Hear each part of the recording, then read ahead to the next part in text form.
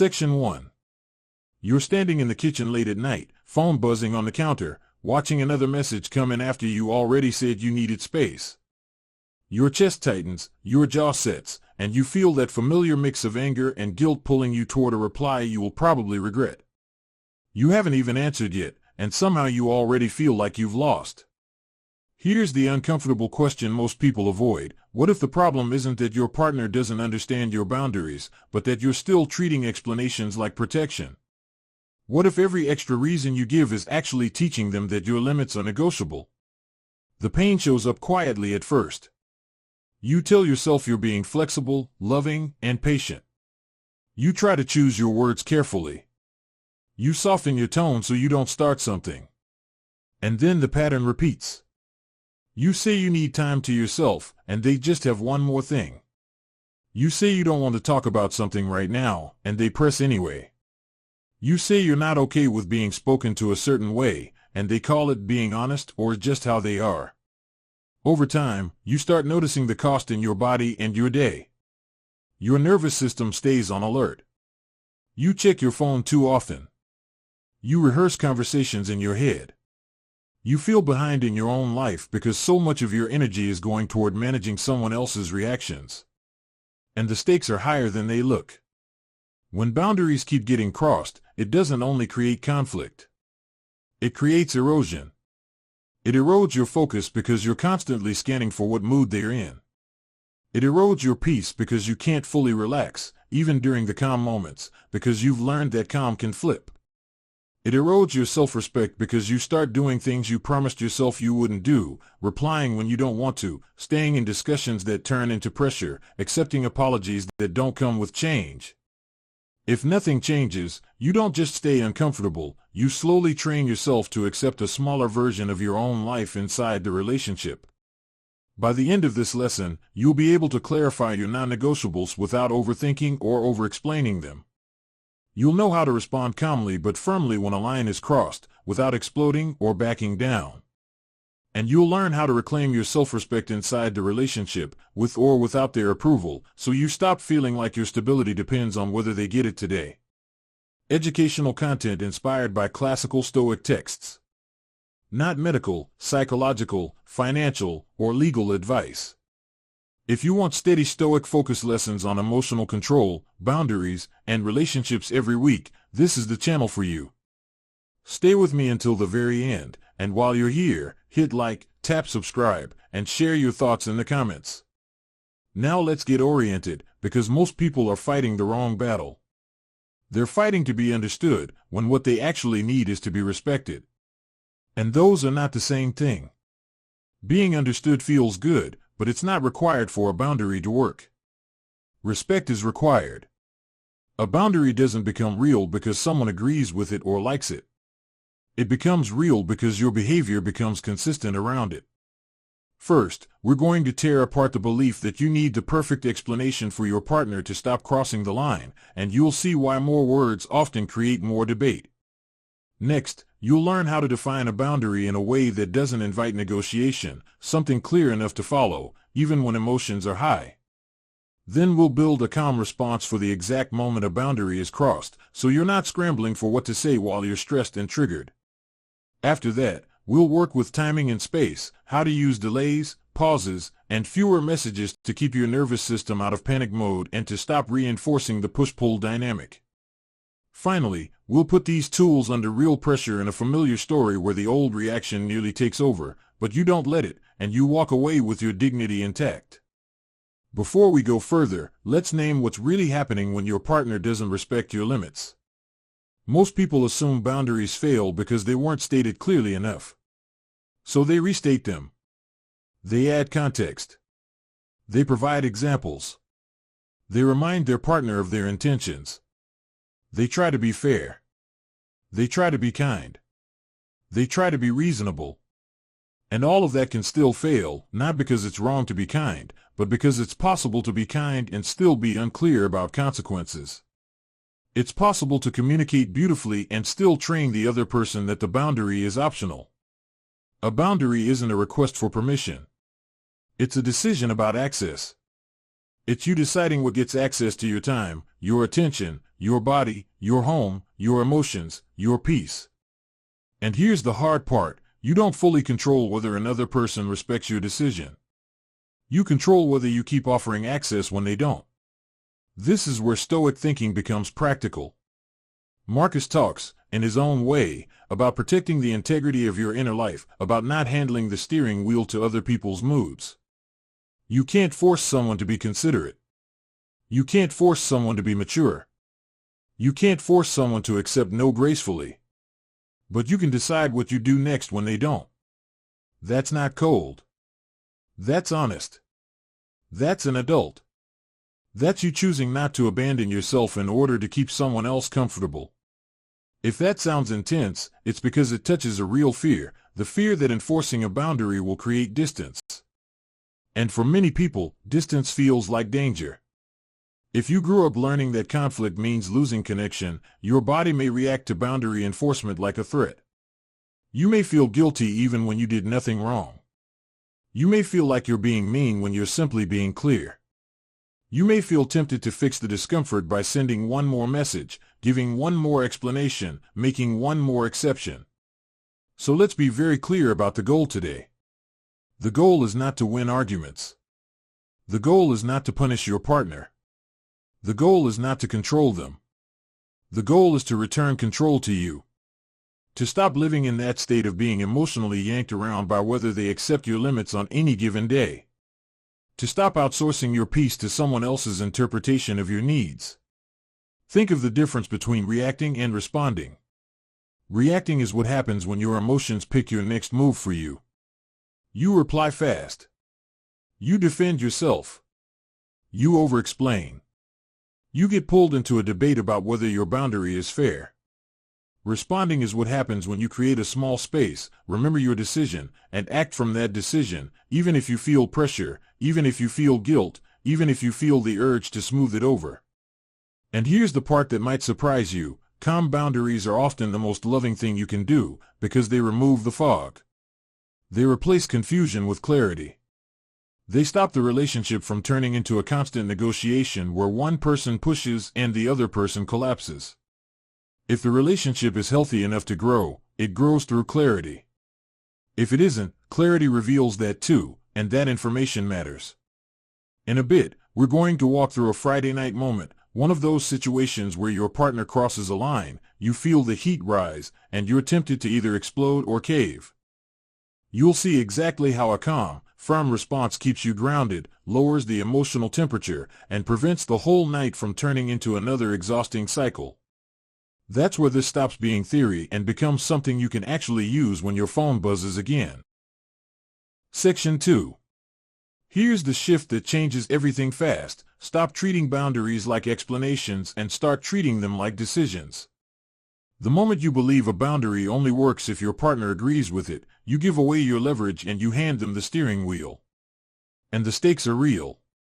If you never make this shift, you'll keep getting dragged into long conversations that feel like communication, but end with you exhausted, giving in, or apologizing for having needs.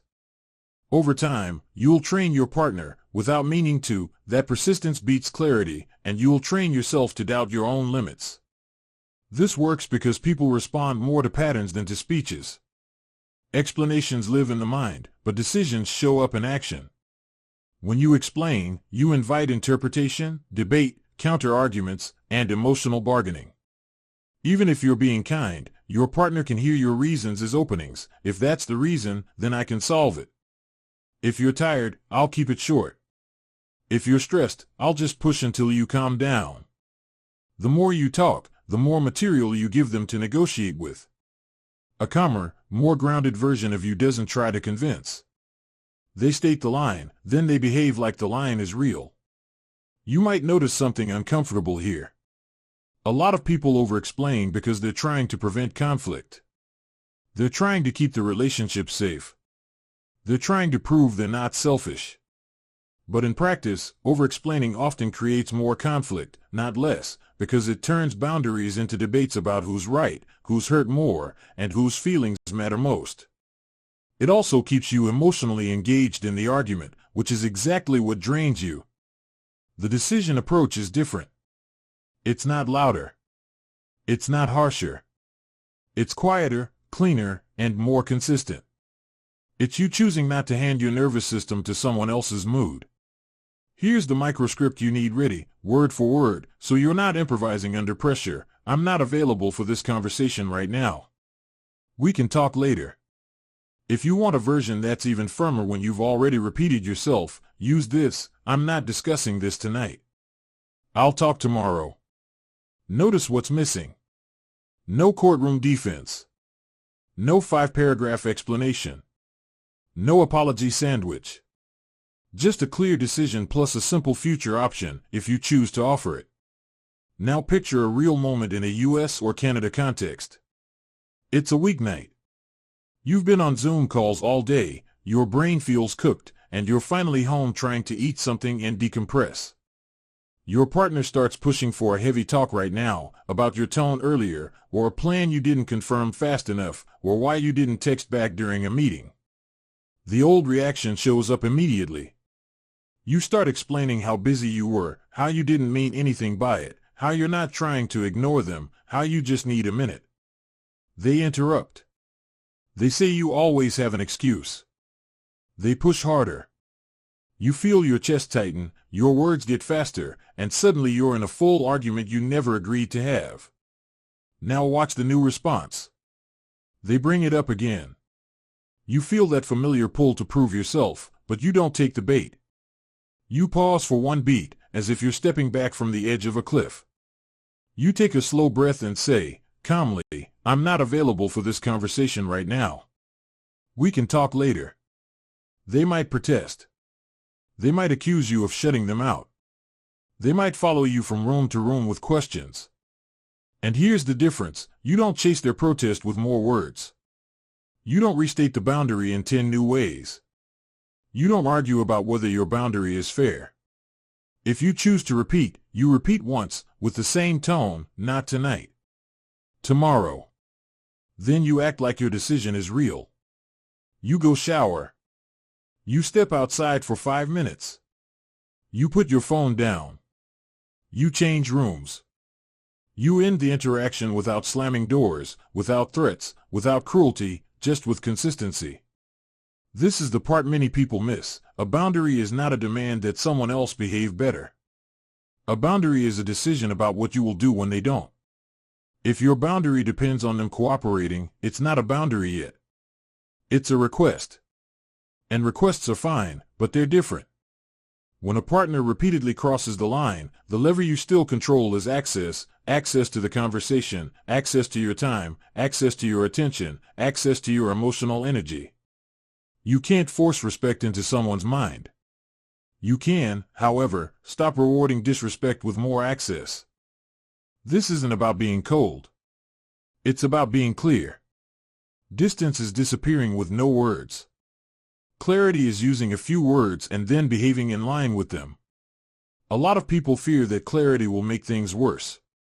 But what's really making things worse is the endless loop of explaining, getting pushed, reacting, apologizing, and repeating. The decision approach breaks the loop by removing the negotiation. Here's your tiny action for today, and it's measurable. Choose one boundary you've been over-explaining, just one. Write a single-sentence version that contains no reasons and no emotional cushioning. Something like, I'm not talking about this after 9 p.m. Or, I'm not okay being spoken to like that.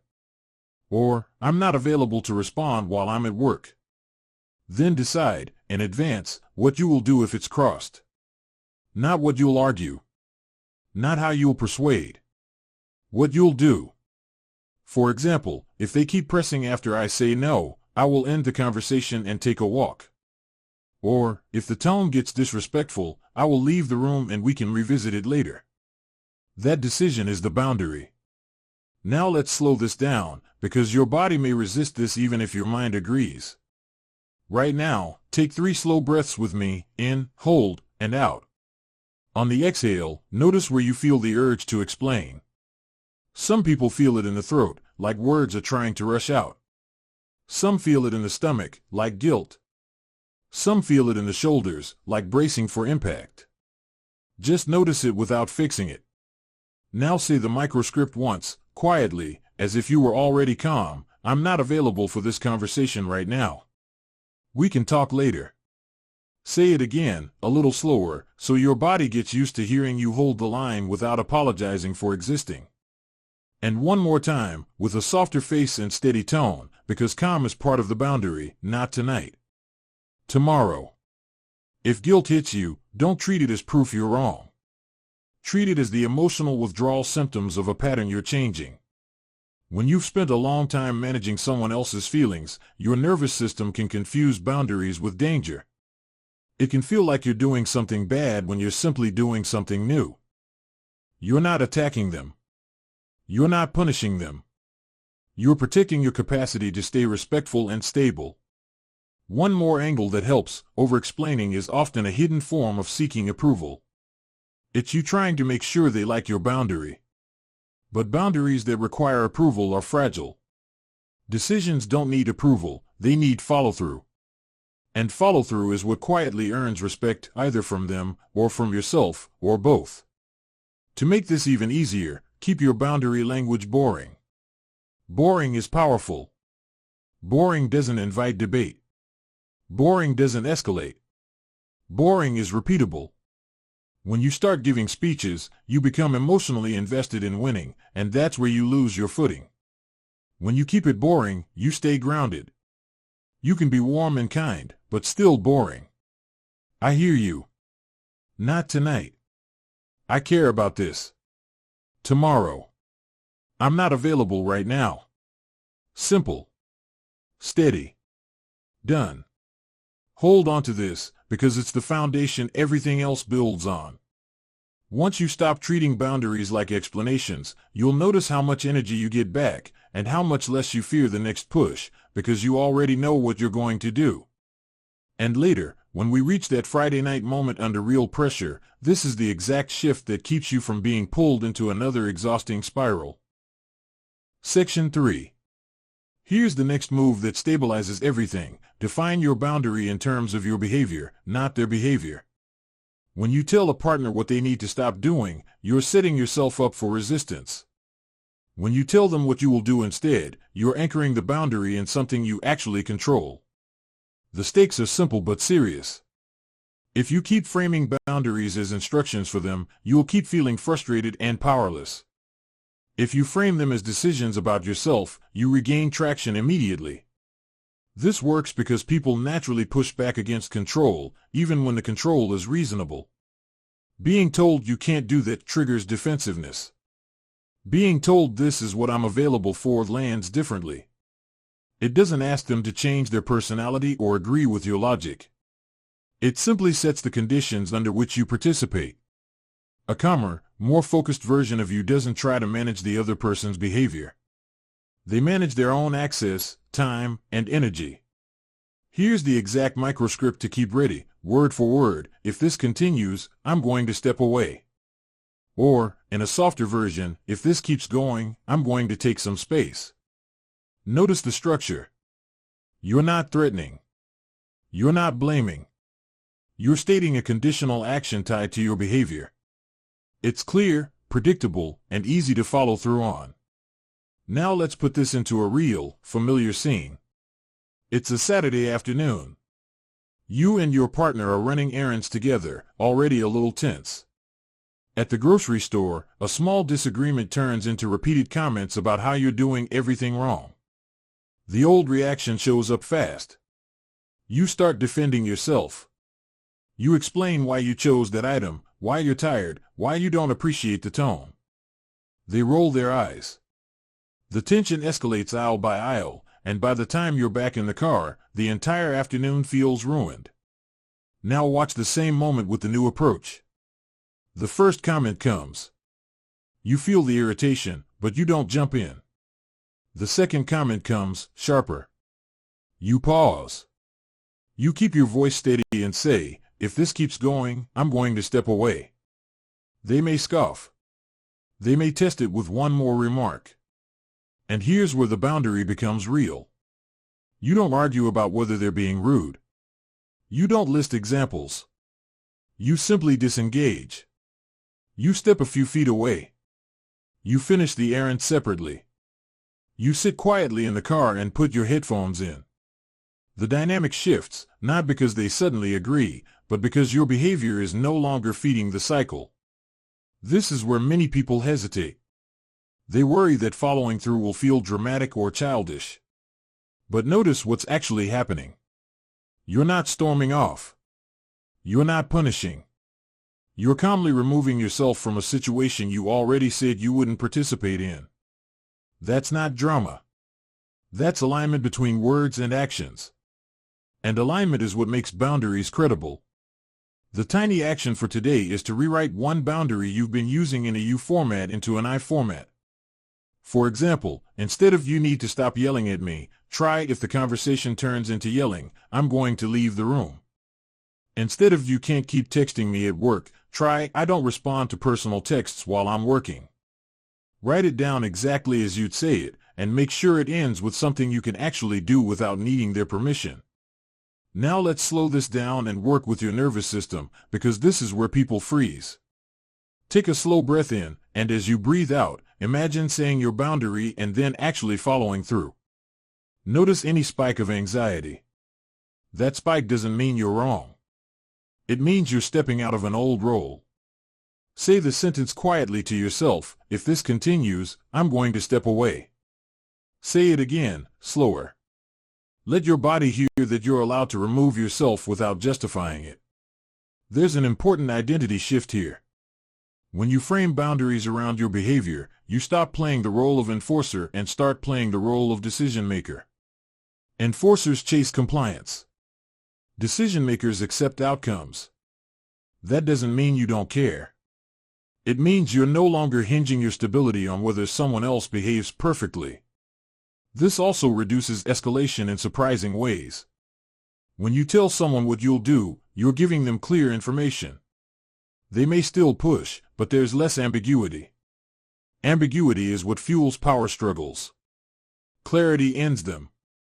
Even if they don't like your boundaries, they understand the rules of engagement. You might wonder, what if they call my bluff? That fear keeps many people stuck. But here's the reality: if they call your bluff and you don't follow through, the boundary weakens. If they call your bluff and you do follow through, the boundary strengthens instantly. Not because they're punished, but because your behavior becomes predictable. Predictability is calming, even when it's uncomfortable at first. Another subtle benefit is internal. Each time you act in line with your boundary, you rebuild trust with yourself. That trust matters. It's hard to feel confident or grounded when you don't believe your own words. Boundaries defined around your behavior are easier to keep, which means you succeed more often, which means your confidence grows. To make this practical, keep your follow-through proportionate. Stepping away doesn't mean disappearing for days. It can mean 5 minutes in another room. It can mean ending a phone call politely. It can mean replying later instead of now. The size of the action matters less than the consistency. Let's do one more slow practice moment, because this is where theory becomes usable. Picture a recent moment where you felt pushed. See it clearly. Now rewind it in your mind to just before things escalated. Hear yourself say the microscript. Feel yourself pause. Then imagine taking the action you named, leaving the room, ending the call, closing the laptop. Let your body register that nothing catastrophic happens. You're still okay. The world doesn't end. That rehearsal matters more than you think. There's a line in Stoic thought about focusing on what's within your control and letting the rest unfold. You're not responsible for whether your partner reacts well to your boundary. You are responsible for whether you abandon it the moment it's tested. When you define boundaries around your behavior, you remove the need to monitor them constantly. You simply act when the condition is met. Hold on to this distinction. In the next part, we'll build on it by addressing what happens emotionally in the exact moment a boundary is crossed, how to stay calm when your body wants to react fast. This behavioral clarity is what makes that emotional control possible. Section 4. Here's the next skill that keeps boundaries intact under pressure: slow your response so your nervous system doesn't make the decision for you. When a boundary is crossed, the urge to react is immediate. Your body heats up, your thoughts race, and you feel pushed to respond right now. The stakes are simple. If you keep responding at the speed of emotion, you'll keep saying things you don't mean, giving ground you didn't want to give, or escalating situations that didn't need to blow up. This works because speed favors habit. When you answer instantly, you default to whatever pattern you've practiced the most: over-explaining, defending, snapping, or giving in. Slowing down interrupts that loop. It gives your thinking brain time to catch up to your emotional brain. A calmer, more grounded version of you doesn't rush to prove, fix, or defend. They buy themselves a moment, and that moment changes the outcome. Here's the exact microscript to have ready when you feel pressure to reply immediately: "I'm going to take some time and get back to you." Or, if you want it even simpler, "I'll respond later." That's it. No reason attached. No promise you might resent later. Just a clear delay. Now let's see how this plays out in a real situation. It's midweek, late afternoon. You're still at work, bouncing between emails and Slack messages. Your partner sends a text that crosses a boundary, maybe a loaded comment, maybe a demand for reassurance, maybe pressure to decide something right now. The old reaction is almost automatic. You feel your stomach drop, you stop what you're doing, and you start typing fast, trying to clear the tension as quickly as possible. One message turns into 5. You're distracted, irritated, and behind on your work, and the conversation still isn't resolved. Now imagine the same moment with a slowed response. The message comes in. You feel the spike in your chest. Instead of replying, you pause. You take one slow breath and remind yourself that urgency is not an order. Then you send a single line: "I'm going to take some time and get back to you." And you stop. You put the phone face down. You return to what you were doing. Your partner might send a follow-up. They might not like the delay. But the dynamic has already changed. You didn't reward urgency with instant access. You didn't let their timing dictate yours. This is hard because many people equate fast replies with care. They worry that slowing down will seem cold or dismissive. But notice the difference between neglect and intentional delay. Neglect is disappearing without communication. Intentional delay is naming your timing and honoring it. One builds anxiety. The other builds stability. The tiny action for today is measurable and concrete. Choose one communication channel where you often feel pressured: text messages, DMs, or work chat. Decide on a default delay for emotionally loaded messages. It might be 1 hour.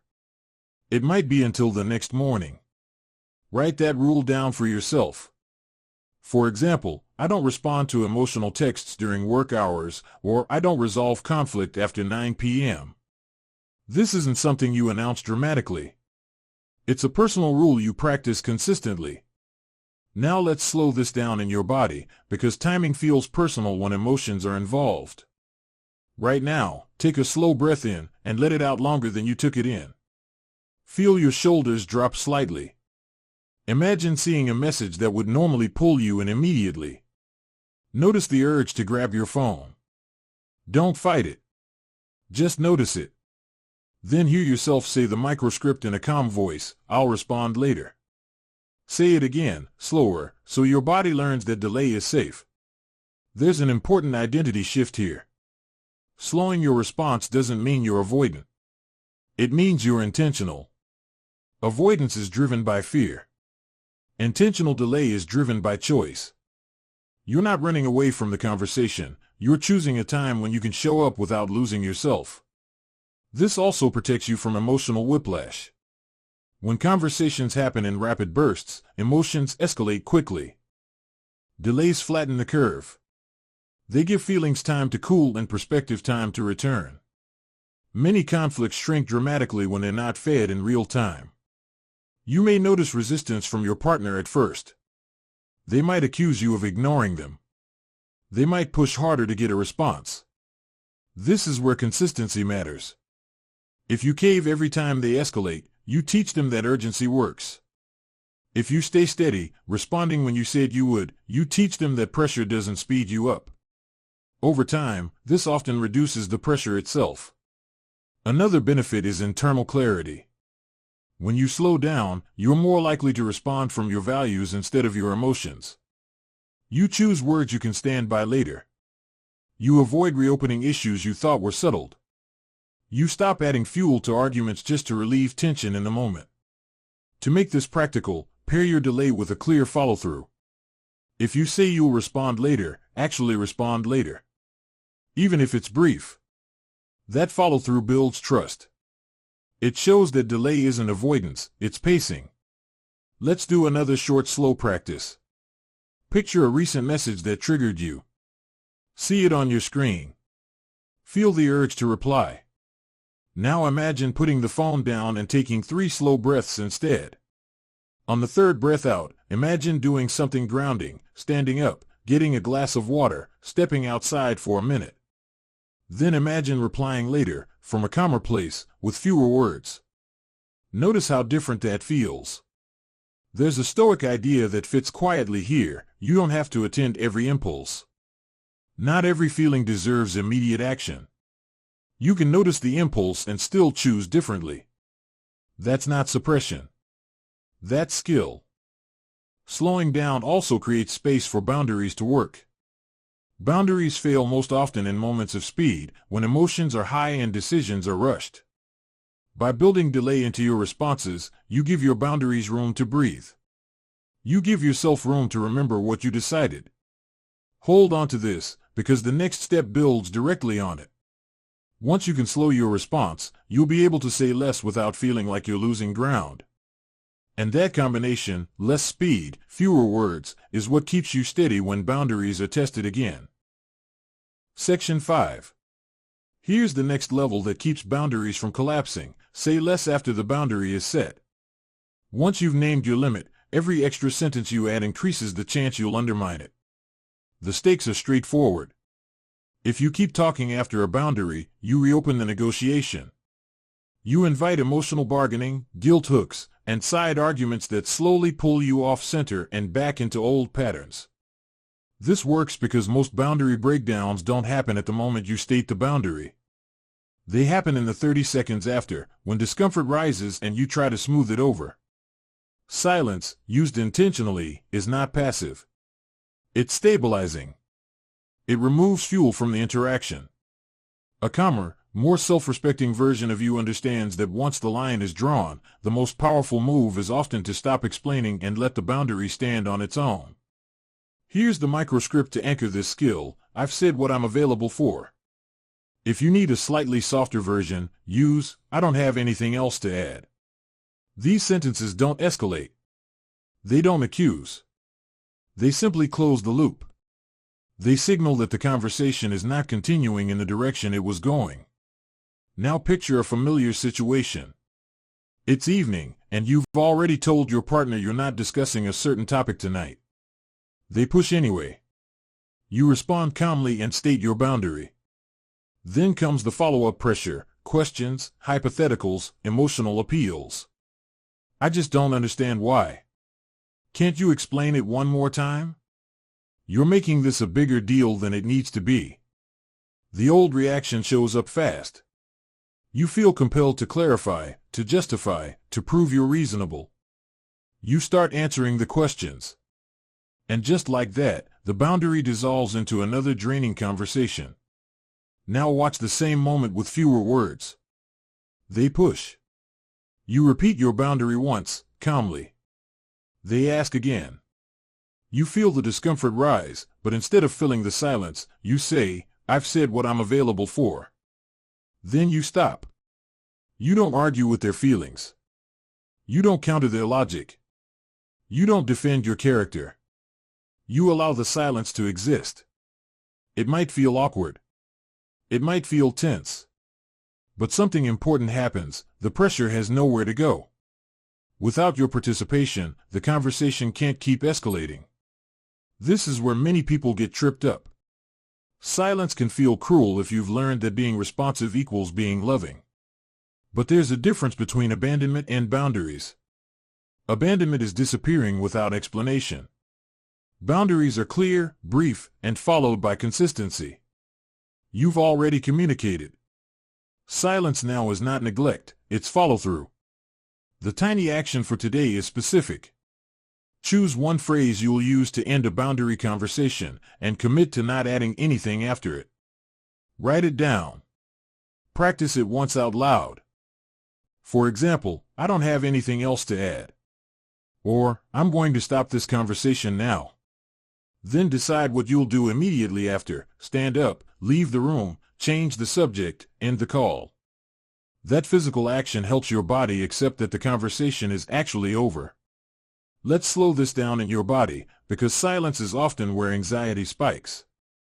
Right now, take a slow breath in and let it out slowly. Imagine stating your boundary clearly. Then imagine the other person pushing back. Feel the urge to jump in. Instead, hear yourself say the closing line. Then imagine yourself doing nothing for 5 seconds. Just 5. Notice how long that feels. That stretch of silence is where your old habits want to rush in. Let your body learn that you don't have to fill it. There's a deeper reason this works. Over-explaining often comes from a fear of being misunderstood or misjudged. You might think, if I don't say more, they'll think I don't care, or they'll see me as unreasonable. But you don't control the story in their head. You never did. The only story you fully control is the one your actions tell. Saying less tells a story of clarity and self-trust. Saying more often tells a story of doubt. This approach also protects you from emotional traps. Some people, intentionally or not, use confusion to keep conversations going. They ask circular questions. They shift topics. They bring up old issues. Each answer you give becomes a new opening. When you stop supplying answers, those tactics lose power. The interaction either de-escalates or reveals a deeper pattern you need to see. Notice how this differs from stonewalling. Stonewalling is shutting down without communication. What you're doing is communicating once, clearly, and then disengaging. You're not punishing. You're not withholding affection. You're simply not participating in a discussion that violates your stated limit. Another benefit is internal calm. When you commit to saying less, you reduce the cognitive load of the interaction. You don't have to come up with better arguments. You don't have to remember what you already said. You don't have to track whether you're being fair. You've already decided. That frees up mental space and lowers stress. To make this even more practical, pair your words with neutral body language. Relax your shoulders. Keep your voice steady. Don't sigh dramatically or roll your eyes. Neutral signals reduce escalation. You're not trying to win. You're trying to remain aligned with yourself. Let's do another slow practice moment. Think of a recent boundary conversation that went on too long. Replay it in your mind, but this time, cut it short. Hear yourself say the boundary. Then hear yourself say the closing line. Then imagine stopping. No extra sentences. No explanations. Just quiet. Feel the tension rise and then settle. That rehearsal matters, because your body learns from repetition. There's a quiet Stoic idea underneath this skill: you don't owe everyone constant engagement. You're allowed to withdraw your attention from what undermines your character or peace. Not dramatically. Not angrily. Simply by choosing not to continue. One more thing to notice. Saying less doesn't mean you never talk things through. It means you choose when and how. You can still have thoughtful conversations later, when emotions are lower and both people are willing to listen. But you don't have those conversations in moments of pressure, when the goal has shifted from understanding to control. Hold on to this. When you combine slower responses with fewer words, boundaries stop feeling like battles and start feeling like structure. In the next part, we'll look at what happens emotionally after you hold a boundary, especially guilt, and how to handle that feeling without collapsing or lashing out.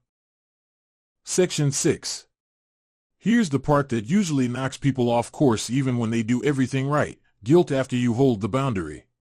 You say the line. You follow through. The conversation ends. And then, a few minutes later, the doubt creeps in. You replay it. You wonder if you were too harsh, too distant, and too rigid. The stakes here matter. If you treat guilt as proof you did something wrong, you'll undo your boundary the next time just to make the feeling stop. If you learn to read guilt correctly, you stop collapsing after the hard part. This works because guilt is not a reliable moral compass in close relationships. Guilt often shows up when a role is changing, not when you've done harm. If you've been the one who accommodates, smooths things over, or absorbs discomfort to keep the peace, your nervous system associates that role with safety. The moment you step out of it, guilt flares up as an alarm. A calmer, more self-directed version of you understands that guilt can be a signal of growth, not evidence of wrongdoing.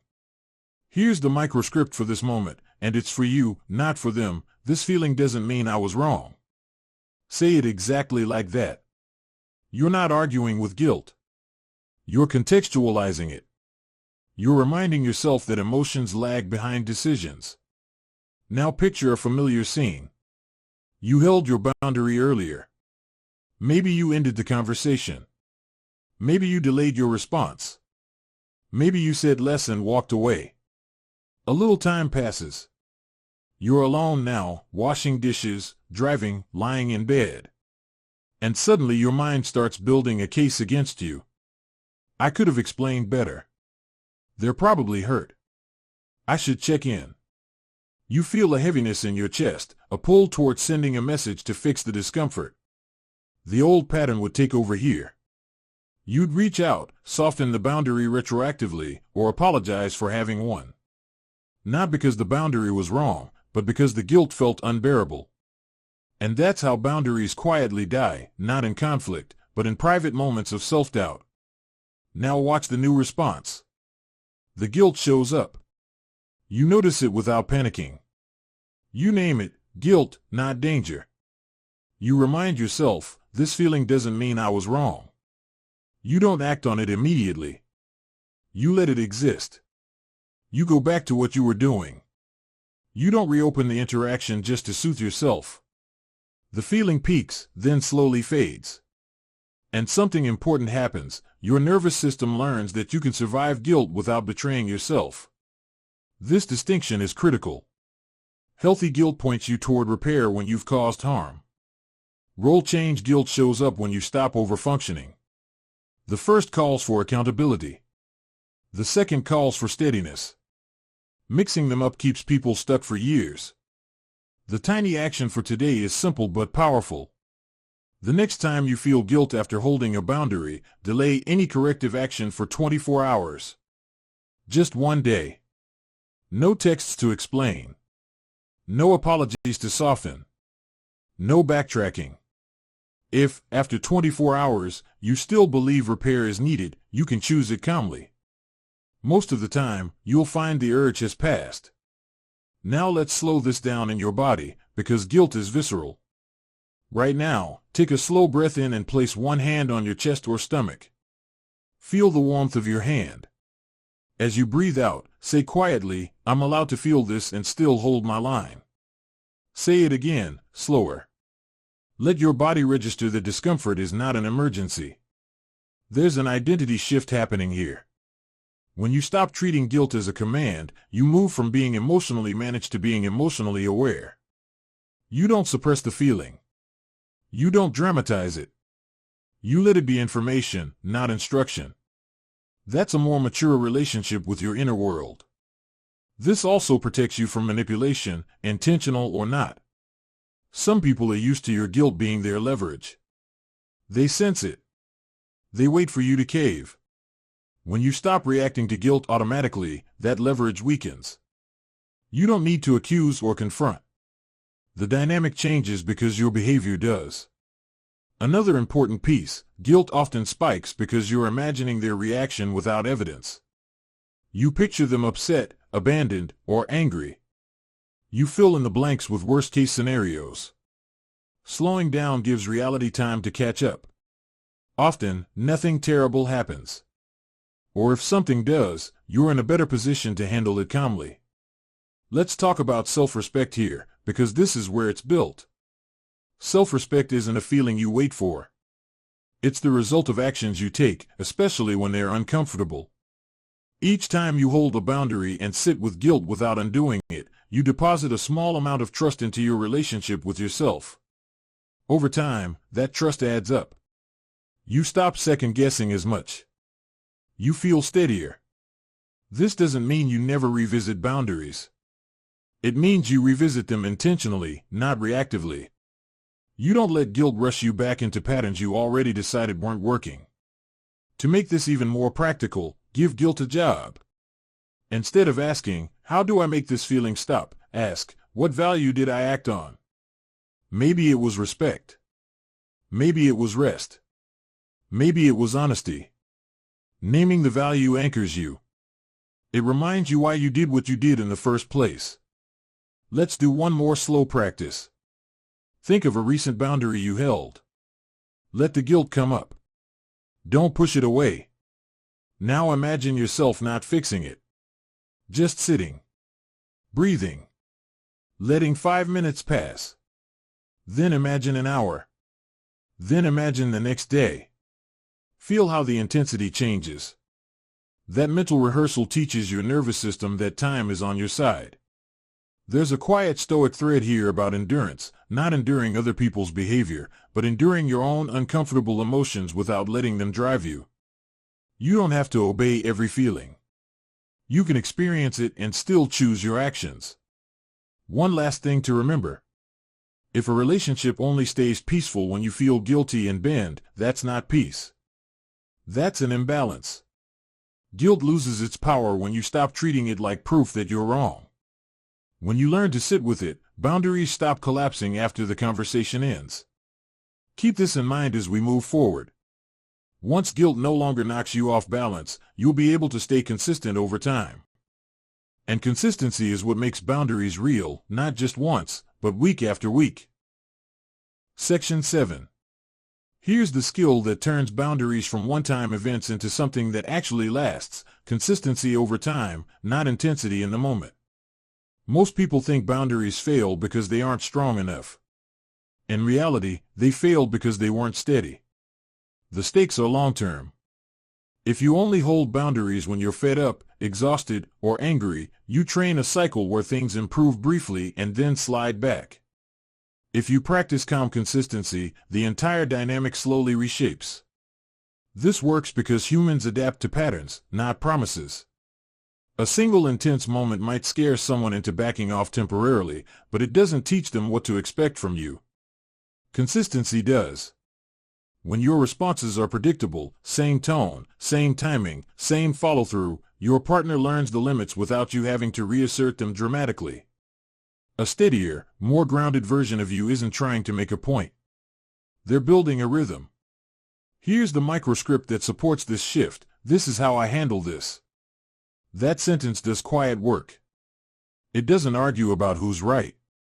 It doesn't reopen the past. It frames the boundary as a stable pattern, not a temporary mood. You're not saying, "I feel like this today." You're saying, "This is how I operate." Now let's see how inconsistency sneaks in. Picture a familiar relationship pattern. Most of the time, you let small boundary crossings slide because you don't want to make a big deal out of them. You tolerate comments you don't like. You respond when you'd rather not. You stay quiet to keep things smooth. Then, one day, you're overwhelmed or already stressed, and the same behavior happens again. This time, you snap. You draw the boundary forcefully. Your partner is surprised, defensive, or confused. From their perspective, the rules just changed without warning. From your perspective, you're finally standing up for yourself. Both experiences feel true, and the mismatch creates friction. Now imagine the same pattern handled with consistency. The first time the boundary is crossed, you respond calmly. The second time, you respond the same way. The 10th time, still the same. No build-up. No explosion. No emotional whiplash. Over time, the behavior either adjusts, or it becomes very clear that it won't. Either outcome gives you information you can trust. Consistency also protects you from resentment. Resentment builds when you repeatedly override your own limits and tell yourself it's fine. Then suddenly it's not fine, and the anger comes out sideways. Steady boundaries release pressure early, in manageable amounts, instead of letting it accumulate. The tiny action for today is practical and forward-looking. Pick one boundary you want to stabilize. Decide what your consistent response will be every time it's crossed, even in small ways. Write it down. For example, when the conversation turns disrespectful, I end it. Or, when I'm pressured for an immediate answer, I delay. Then commit to practicing it even when it feels unnecessary or awkward. Especially then. Now let's slow this down in your body, because consistency can feel boring, and boring can feel unsafe if you're used to intensity. Take a slow breath in, and as you exhale, imagine responding to a boundary crossing in a calm, almost unremarkable way. No adrenaline. No big speech. Just the same response you've practiced. Notice any part of you that wants to escalate to be taken seriously. Let that urge pass. Calm repetition is more powerful than dramatic enforcement. There's an identity shift embedded here. When you're inconsistent, you stay reactive. You're always deciding at the moment how much you can tolerate. When you're consistent, you move into a role of self-leadership. You've already decided. You're just executing. That frees up energy and reduces emotional fatigue. Consistency also reduces testing. Many people test boundaries not because they're malicious, but because they're unsure where the line really is. Mixed signals invite testing. Clear, repeated signals reduce it. Even if your partner doesn't like the boundary, they stop being surprised by it. You might worry that consistency will make you rigid. But rigidity is refusing to adapt when circumstances genuinely change. Consistency is applying the same values across situations. You can still renegotiate boundaries intentionally, in calm moments. What you stop doing is renegotiating them under pressure. Let's talk about time, because this is where people give up too early. Consistency doesn't always produce immediate results. At first, it can actually feel worse. Your partner might push harder when the old tactics stop working. This doesn't mean the boundary is failing. It often means it's being noticed. This is where many people panic and abandon the boundary just before it starts to take hold. So here's a helpful reframe. When resistance increases briefly, see it as part of the adjustment period, not a verdict. Stay steady. You don't need to be convinced. You don't need to escalate. You just keep responding the same way. Over time, the emotional charge drains out of the interaction. Another benefit of consistency is internal alignment. Each time you act in line with your boundary, even in small moments, you strengthen your sense of integrity. You stop feeling like you're betraying yourself on minor issues. That reduces the inner conflict that makes relationships feel exhausting. Let's do a short, slow practice to lock this in. Think of a boundary that's been crossed repeatedly in small ways. See the next likely moment it could happen. Hear yourself respond calmly, exactly as you planned. No extra words. No change in tone. Then imagine doing it again the next time. And again. Let your body feel the steadiness of repetition. That steadiness is what creates safety, not just for you, but for the relationship. There's a Stoic idea that fits quietly here. Character is revealed in repeated actions, not isolated moments. Boundaries are part of character. They show up in what you tolerate consistently, not what you protest occasionally. One last thing to notice. When you become consistent, you stop needing to monitor your partner constantly. You're not scanning for threats. You're not bracing for the next conflict. You trust yourself to handle it if and when it happens. That trust is calming. As we move forward, this consistency sets the stage for the next skill, knowing when a boundary isn't just being tested, but fundamentally not respected. That distinction matters, because it tells you when to keep practicing, and when to step back and reassess the relationship itself. Section 8. Here's the final core distinction you need before everything comes together. Know the difference between a boundary being tested and a boundary being ignored. Tests are uncomfortable but workable. Ignoring is information. And the stakes here are serious. If you treat chronic disregard like a temporary test, you'll keep investing energy into a dynamic that isn't stabilizing. If you learn to read the signal correctly, you stop overworking and start responding with clarity. This works because not all resistance means the same thing. Early on, boundaries are often tested. People push to see if the pattern has really changed. That's normal. What matters is what happens after repetition. A calmer, more self-respecting version of you doesn't just look at isolated incidents. They look at trends. They ask, after I'm clear and consistent, does the behavior adjust, even slowly? Or does it stay the same while the pressure shifts onto me to tolerate it? Here's the microscript that marks this distinction, and it's primarily for your own clarity. I've been clear, and this hasn't changed. That sentence isn't an accusation. It's an assessment. It moves you out of confusion and into observation. Now let's ground this in a realistic scenario. You've set a boundary around how and when conflict is discussed. You've stated it clearly. You've delayed responses. You've said less.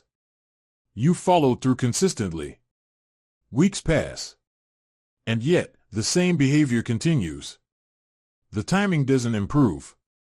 The tone doesn't soften. Instead, your partner reframes the issue as your problem. They say you're rigid. They say you're too sensitive. They say you're withholding. Notice what's happening. The focus has shifted from the behavior you named to your character. The old pattern would kick in here. You'd start questioning yourself. You'd wonder if you're asking for too much. You'd look for a better way to explain. You'd lower the bar just to restore peace. And slowly, without a dramatic moment, the boundary would fade. Now watch the new response. You stop trying to refine the boundary. You stop searching for better words. You recognize the pattern. You say to yourself, I've been clear, and this hasn't changed. That recognition alone changes your posture. You're no longer in problem-solving mode. You're in information-gathering mode. You're no longer asking, how do I get them to respect this? You're asking, what does this tell me about the relationship as it is? This is a hard shift, because it means accepting reality instead of trying to manage it. It doesn't mean you immediately leave. It doesn't mean you escalate. It means you stop pretending that more effort on your part will produce a different result. The tiny action for today is observational, not confrontational. Choose one boundary you've been practicing consistently for at least a few weeks. Write down what has actually happened since you said it. Not what you hoped would happen. Not what they promised. What has happened? Has the frequency decreased? Has the tone changed? Has there been any movement at all? This isn't about judgment. It's about clarity. Now let's slow this down in your body, because recognizing non-respect can bring grief or fear. Take a slow breath in and let it out fully. Feel your feet on the ground.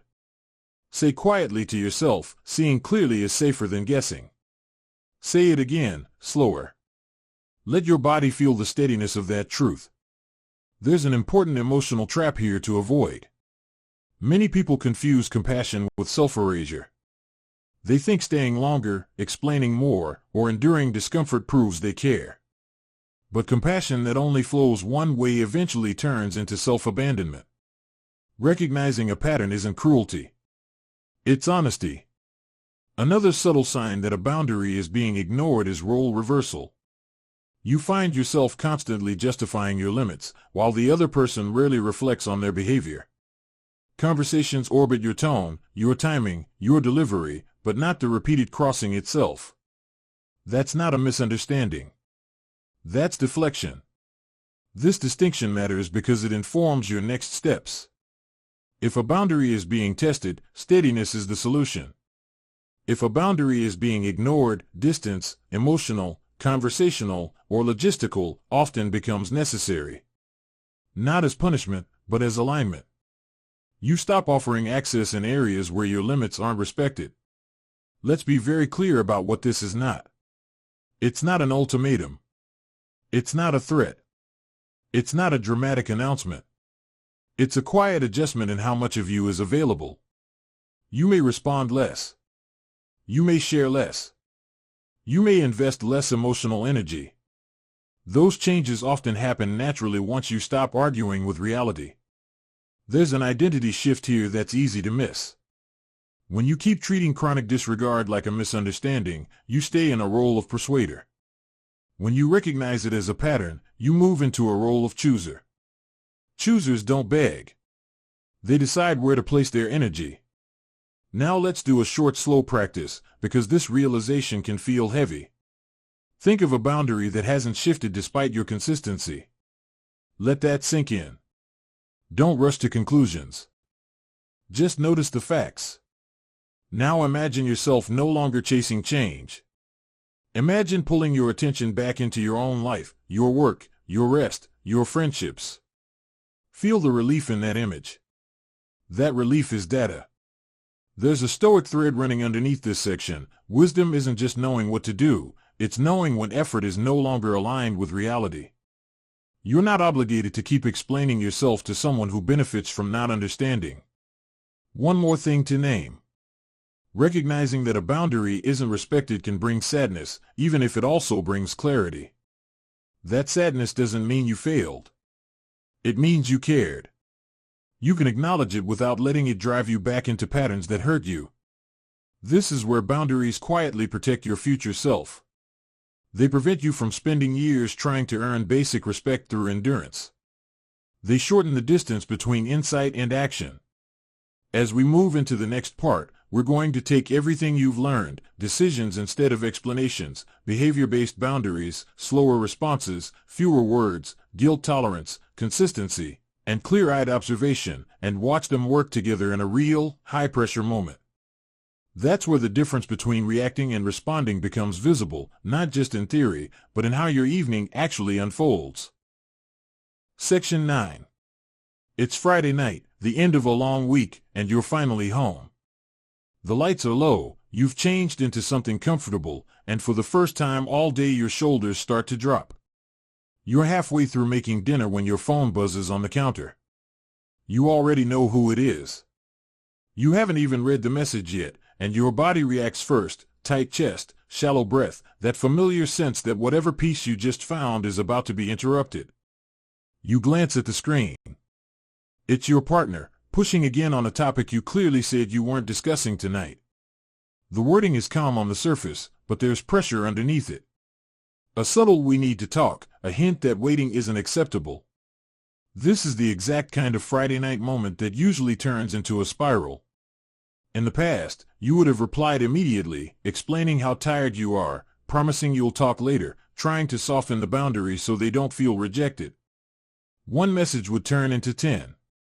Dinner would go cold. Your evening would be gone. You feel that old urge rise, the need to fix this now so you can relax. Your thumb hovers over the screen. And then you pause. You remember the decision you made earlier in the week. You don't resolve emotionally loaded issues at night. You also remember that urgency is not an order. So instead of typing back, you put the phone down. You take one slow breath in, hold it briefly, and let it out. You feel the pull to respond, but you don't act on it yet. A minute later, you pick up the phone and send a single line, "I'm not available for this conversation tonight. We can talk tomorrow." No explanation. No apology. You place the phone face down and go back to the stove. Your heart rate is still elevated. This is the part people don't talk about. The boundary is set, but the discomfort hasn't vanished. As you stir the pan, your mind starts offering doubts. Maybe that sounded cold. Maybe you should add something reassuring. Maybe you should explain why tonight is hard. You notice the guilt trying to creep in. You stop moving for a second and take another slow breath. Hand on the counter, feet on the floor. You remind yourself, quietly, this feeling doesn't mean I was wrong. You let the discomfort exist without trying to erase it. Then you keep cooking. Your phone buzzes again. A follow-up message. This is where the old pattern would usually snap back into place. You'd read it, react, and the boundary would dissolve. Instead, you don't pick it up right away. You finish what you're doing. You plate the food. Only then do you look. The message questions your timing. It pushes a little harder. You feel the heat rise, but you already know what you're going to do. That's the difference now. You don't scramble for words. You don't need a better argument. You type one sentence, "I've said what I'm available for." And you stop. No extra lines. No follow-up. You put the phone down and sit at the table. There's a stretch of silence. It feels longer than it probably is. You notice how strange it feels not to be managing someone else's emotions in real time. You chew slowly. Your shoulders drop another notch. The world doesn't end. A few minutes pass. No new messages. You realize something subtle but important. Even if they're upset right now, you're not inside it. You're not feeding it. You're not escalating it. You're having dinner. Later, after you've cleaned up, the guilt tries again. You're on the couch now, the TV on low, and your mind starts replaying the exchange. You imagine them frustrated. You imagine them telling their version of the story. The old reflex to reach out and smooth it over surfaces. You don't act on it. You give yourself the space you decided on. You remind yourself that consistency matters more than intensity. You don't reopen the conversation just to soothe the feeling. The next morning, you wake up without the emotional hangover you usually carry after these nights. There's a message waiting. It's shorter. Less charged. The urgency is gone. Not everything is magically fixed, but the temperature is different. When you do respond, you do it from a steadier place. Fewer words. Clear tone. You restate the boundary briefly and suggest a time later in the day to talk. You're not braced. You're not defensive. You're grounded. And here's the quiet payoff. Regardless of how that conversation goes, you notice something internal has shifted. You didn't abandon yourself to keep the peace. You didn't explode. You didn't cave. You responded instead of reacting. That Friday night didn't turn into a fight. It didn't turn into a long explanation loop. It turned into an ordinary evening where you ate dinner, sat on your couch, and went to bed with your self-respect intact. You slept better than you usually do after boundary moments like this. That's what all these tools look like when they work together. A pause instead of speed. A decision instead of an explanation. Fewer words. Tolerance for guilt. Consistent follow-through. And the clarity to notice what actually changes over time. Nothing dramatic. Nothing cruel. Just a calm refusal to be pulled out of your own life. Section 10. What this entire episode has really been about is the difference between reacting and responding when your boundaries are tested. Reacting hands control to the moment and to the other person's pressure. Responding keeps you anchored in what you decided, even when it's uncomfortable. Boundaries aren't about winning arguments or getting approval, they're about staying aligned with yourself instead of being pulled off center. First, we named the real problem. Boundaries don't fail because you didn't explain them well enough, they fail because explanations replace decisions. Then we shifted from trying to control your partner's behavior to defining your own, what you will do when a line is crossed. Next, you learned how slowing your response breaks the urgency trap so emotion doesn't pick your next move for you. After that, we focused on saying less, seeing how extra words quietly reopen negotiations you already closed. Then we addressed the guilt that shows up after you hold the boundary, learning to treat it as a signal of role change rather than proof of wrongdoing. From there, we talked about consistency, how calm repetition over time matters more than intensity in one moment. After that, you learned how to tell the difference between a boundary being tested and a boundary being ignored, so you stopped pouring energy into dynamics that aren't shifting. Finally, you watched all of this come together in that Friday night moment, where pausing, using one sentence, tolerating guilt, and staying consistent protected your evening and your self-respect. Here's what matters most. Boundaries work when your behavior becomes predictable. Not dramatic. Not perfect. Just steady. When you stop reacting in the moment and start responding from decisions you made ahead of time, the emotional temperature drops. You're no longer orbiting someone else's reactions. You're back in control of how much access your life allows. Now, exactly 3 things to do today. First, pick one boundary you've been over-explaining and rewrite it as a single decision about your behavior, not theirs. Decide in advance what you will do when it's crossed, and commit to that action. Second, choose one communication channel that spikes your anxiety and build in a delay, an hour, an evening, or overnight, before responding to anything emotionally loaded. Use one simple line to name the delay and stick to it. Third, the next time guilt shows up after you hold the boundary, do nothing for 24 hours. No fixing, no softening, no backtracking. Let the feeling pass before you decide whether any repair is actually needed.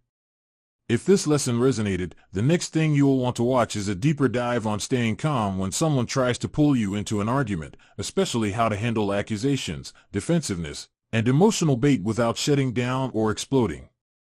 A good place to start is a lesson on responding to provocation without losing your center. If you want a whole library of Stoic Focus lessons on emotional control, boundaries, and relationships, tools you can actually use in real moments, this is what we build here every week. If you feel messages like this need to reach more people, hit like, tap subscribe, and share your thoughts in the comments.